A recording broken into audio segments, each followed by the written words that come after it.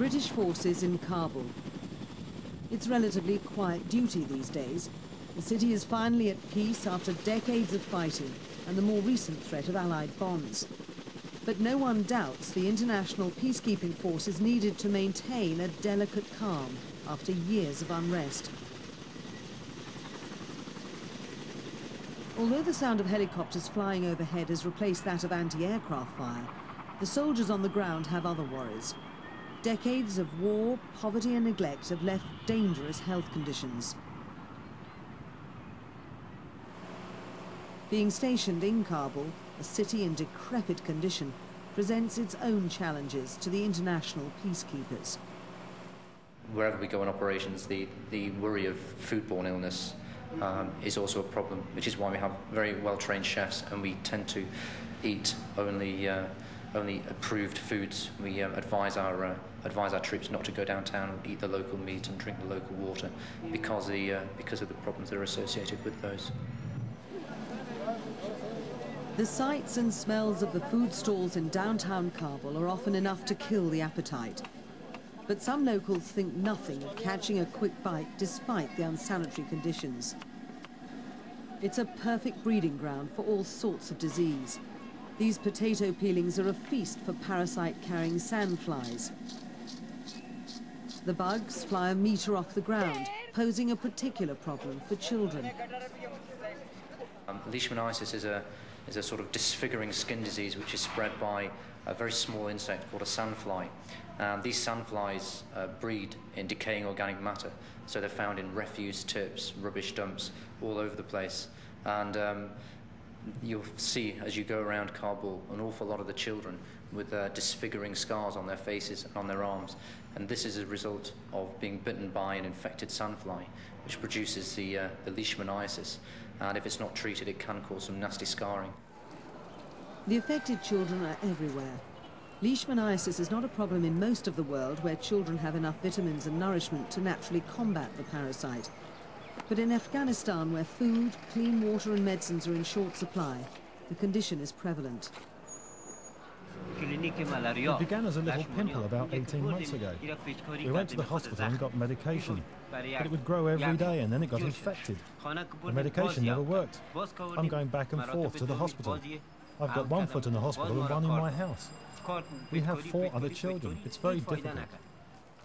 His son is now 10, but 1 in 4 Afghan children dies of disease before the age of 5. Kabul's hospitals provide little help. The rooms are frequently overcrowded. Medical equipment falls far short of state-of-the-art. The sanitation is very poor. Building materials are worn out from years of neglect and difficult to clean. Afghanistan usually tops the list of the world's worst when it comes to healthcare. Medications at the hospital are in short supply, including a vaccine for rabies. With 4 to 5 people arriving at the hospital each day with a dog bite, there are never enough to go round. The vaccine is very expensive. One dose or one course that we give to the patient, it's estimated it become around $70 US. So this is a big problem for a country like Afghanistan, which has been distracted by the civil war. Most of the victims are children, but everyone's at risk. I was working as a security guard at a shopping centre. I heard something and I looked, and a dog attacked me. I shot at the dog, but still it attacked me. Then I fired again, and the dog died. Packs of dogs, many of which are rabid, roam the city. At night, their howls are an eerie reminder that there's still much to be done to make Kabul a safe, well-run city.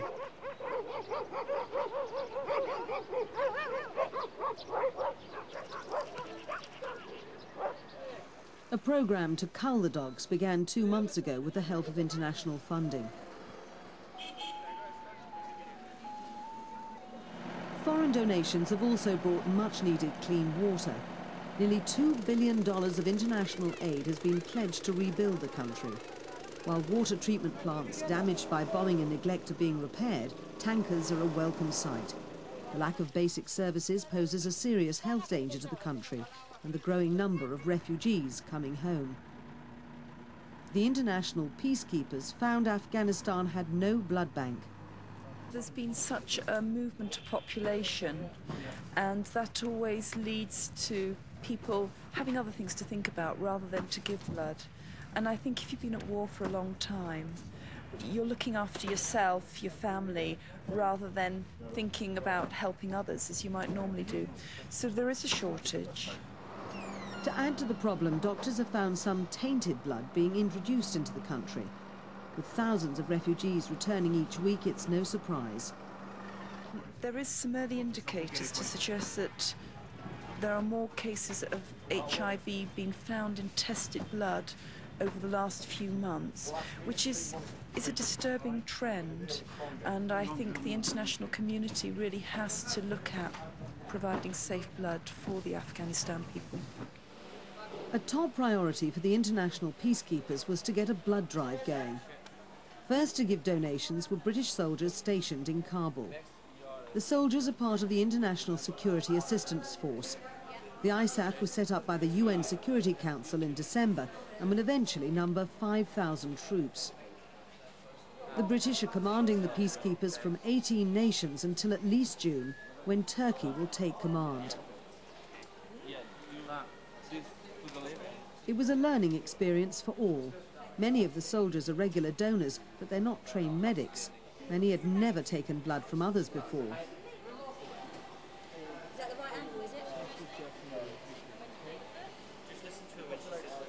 Yes. We've got missed it. Yes. No, it's okay. Yes. Then push it in a bit more. The first blood donors were the troops, but to make the country self-sufficient, the local citizens must be willing to give too. But that's asking a lot of people trying to cope in a country beset by myriad problems.